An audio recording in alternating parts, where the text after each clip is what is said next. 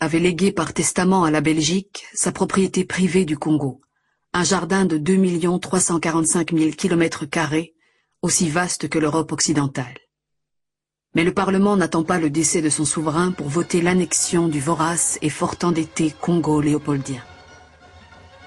Par ailleurs, l'opinion publique nationale et internationale se scandalise des méthodes utilisées au Congo par certaines compagnies concessionnaires. Il s'agit pour ces compagnies, et toujours au nom du roi, de tirer le plus grand profit des ressources locales. Et c'est donc là que le système du travail forcé atteint son paroxysme. C'est là que la main-d'œuvre disponible est systématiquement utilisée et très cruellement châtiée quand ses rendements, dans la récolte du caoutchouc ou dans la fourniture d'ivoire, sont jugés insuffisants.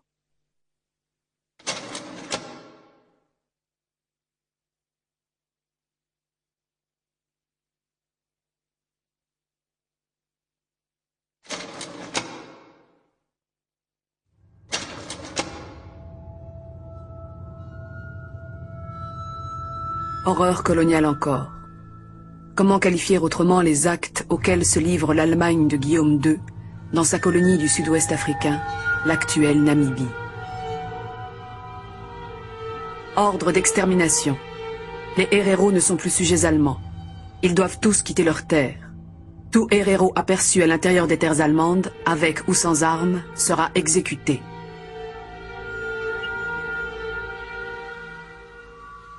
Les instructions du général von Trotta sont appliquées à la lettre. Et la population héréro, qui ne demandait en fin de compte que de meilleures conditions de vie, passe ainsi de 80 000 à 15 000 personnes. Plus des 3/4 d'une population décimée, soit par exécution, soit par dépérissement dans des camps qu'il faut bien appeler de concentration.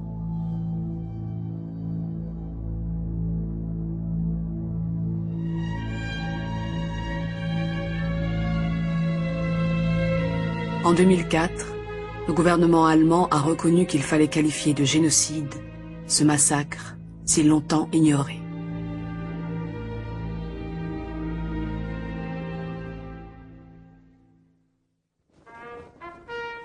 La Première Guerre mondiale, qui éclate en Europe, est aussi l'affaire de l'Afrique, puisque le rêve de grandeur des puissances européennes, c'est en Afrique d'abord qu'il s'exprime. Une réalité se fait jour trop rarement mise en évidence. En 1914, les colonies africaines représentent la plus grande longueur de frontières communes aux belligérants européens. Cela explique en partie que l'Afrique sera doublement impliquée dans ce conflit mondial, à la fois comme terre de combat et comme réservoir de combattants. En France, très préoccupé par la crise démographique de son pays, le colonel Mangin avait publié en 1910 un ouvrage à succès, La Force Noire. Les troupes noires, y écrivait-il, ont les qualités que réclame la guerre moderne: rusticité, endurance, instinct du combat, absence de nervosité. Leur arrivée sur le champ de bataille produira sur l'adversaire un effet considérable. Et même si le gouvernement ne retient pas l'essentiel des propositions de Mangin, la France va tout de même se distinguer. Alors que les troupes coloniales des autres puissances belligérantes restent confinées sur le continent, la France mobilise les siennes sur le front européen. Au départ, c'était volontaire. Ceux qui avaient la volonté de continuer le combat du côté français levaient le doigt et on les prenait d'office. Deuxièmement, si l'effectif n'atteint pas ce qu'on veut, ce que souhaite la France, on exige et on impose un quota à telle famille ou à telle autre famille parce que le roi connaît là où il y a des hommes valides. Et il connaît dans chaque foyer, dans chaque famille, les éléments les plus solides de chaque famille. Donc, on exige que, on fait la liste, chez vous, telle personne sont prises. Et si les personnes ne veulent pas y aller, les personnes disparaissent dans la nature, c'est-à-dire ils fuient, elles fuient. Et de fil en aiguille, on recueille un nombre plus élevé afin de continuer la participation militaire sur le terrain.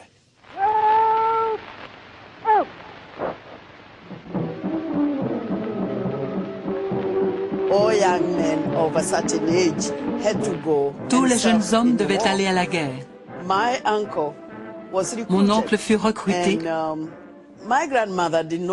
et ma grand-mère, qui ne voulait pas qu'il parte, décida de le cacher.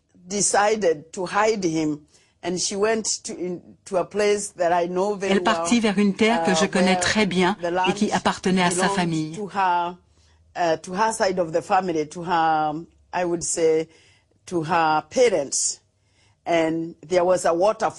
Il y avait là une cascade et beaucoup de végétation.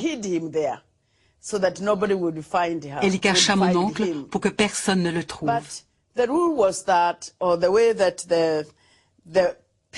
Mais les parents de ces jeunes hommes étaient victimes d'intimidation. On leur disait: nous savons que vous avez un fils et vous devez nous le remettre, sinon nous confisquerons votre bétail. Il faut savoir que le bétail constituait une bonne part de la richesse des gens et surtout des hommes. C'était comme leur compte en banque. Je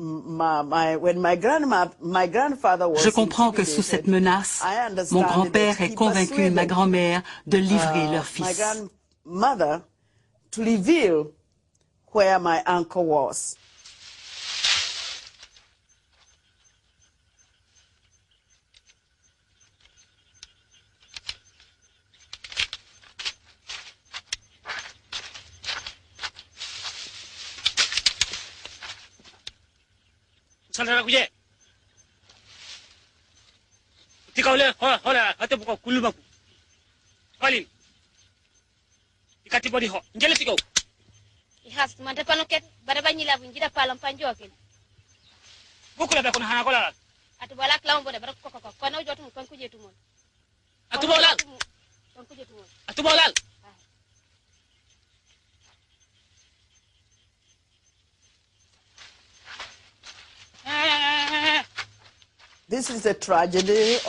C'était la situation tragique des sujets dans une colonie. Personne ne s'est donné la peine de venir informer mes grands-parents du sort de leur fils. Sûrement que personne n'était même capable de dire où il était tombé. Ma grand-mère a pleuré jusqu'à la fin de ses jours, se demandant toujours comment son fils était mort.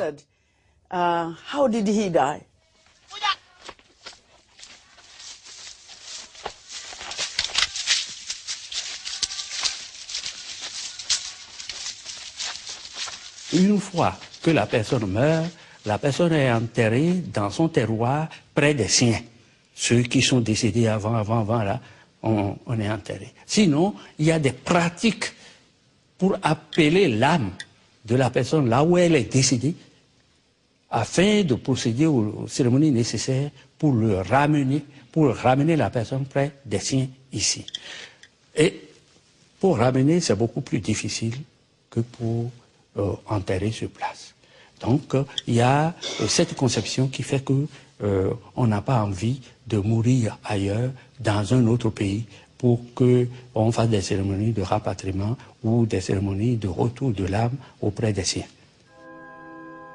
Le recrutement de soldats noirs et le choc qu'il provoque dans de nombreux pays d'Afrique va donner un nouveau souffle à des mouvements d'inspiration prophétique, tel au Nyasaland, l'actuel Malawi, le mouvement qu'anime John Chilembwe, pasteur baptiste et agitateur politique qui mène une violente croisade contre la guerre.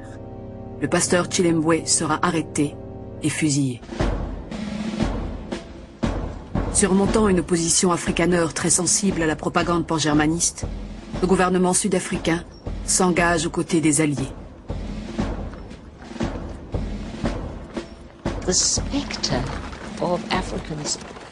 La vision de Noirs armés était un cauchemar pour les Sud-Africains blancs, profondément marqué par le précédent de la guerre des Boers. À cette époque, de nombreux Africains armés pour la guerre s'étaient servis de leurs armes pour reprendre leurs terres. Et ils y étaient parvenus dans certains endroits. Après la guerre des Boers, les Britanniques se sont empressés de désarmer les Noirs pour éviter que ce cauchemar ne se reproduise. Les Blancs étaient unanimes. Il ne faut pas donner d'armes aux Africains. et ils furent recrutés comme porteurs ou responsables de transport durant la Première Guerre mondiale. Et certains furent même envoyés en Europe.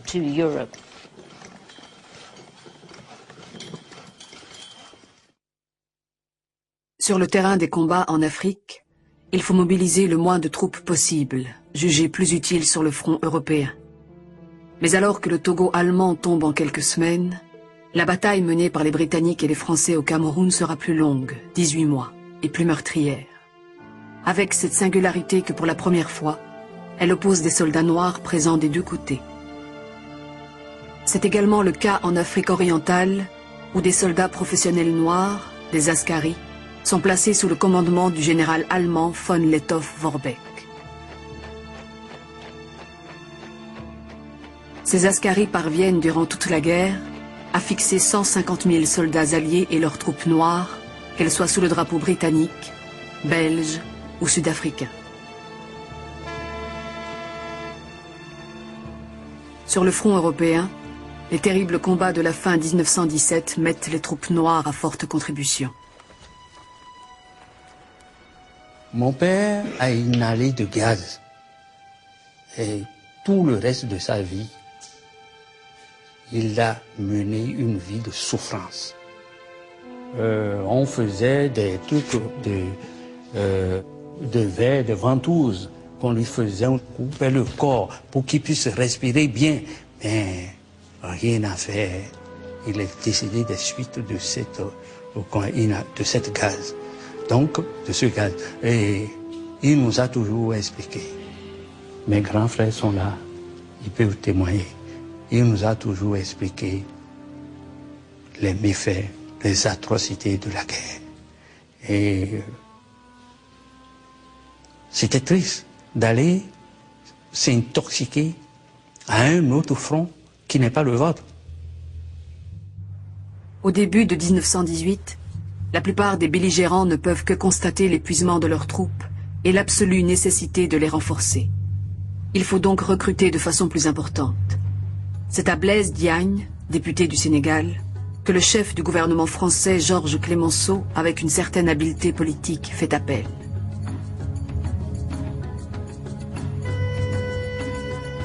Nommé haut commissaire de la République, Diagne effectue donc une tournée de sergents recruteurs dans les colonies.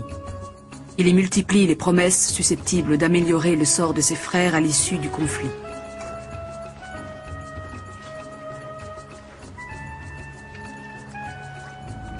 Mais la plupart de ces promesses, celles notamment d'une citoyenneté accordée pour service rendu à la patrie reconnaissante, ne seront pas respectées. Jusqu'à aujourd'hui, la France n'a pas honoré ses promesses. Si on voulait tirer une conclusion, on peut dire que bon, les Français ne sont pas reconnaissants.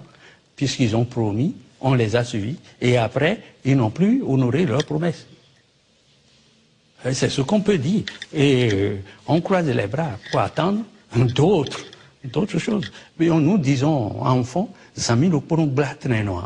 vous aurez encore un autre problème et vous avez besoin de nous encore. On arrive, on vous attend. Le pasteur John Chilembwe avait mis en garde ses compatriotes contre cette guerre entre blancs dont les noirs ne pourraient sortir que perdants. Et de son côté, le gouverneur général allemand du Togo, von Theuring, dans les mois précédant le conflit, avait multiplié les télégrammes à Berlin pour déconseiller à son gouvernement d'offrir aux Africains le spectacle de déchirement entre les Blancs. Le traité de Versailles va donner raison à l'un et à l'autre. L'Afrique ne gagne rien pour sa participation à la victoire et demeure sous tutelle européenne. La France et la Grande-Bretagne se partagent le Togo et le Cameroun, tandis que la Belgique et la Grande-Bretagne reçoivent les dépouilles de l'empire est-africain de l'Allemagne. L'Afrique du Sud se voyant attribuer pour sa part le sud-ouest africain.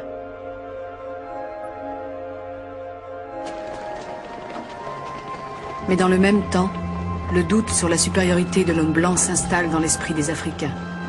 Ils ont appris qu'il y avait de bons et de mauvais blancs et que l'on pouvait tuer ces derniers.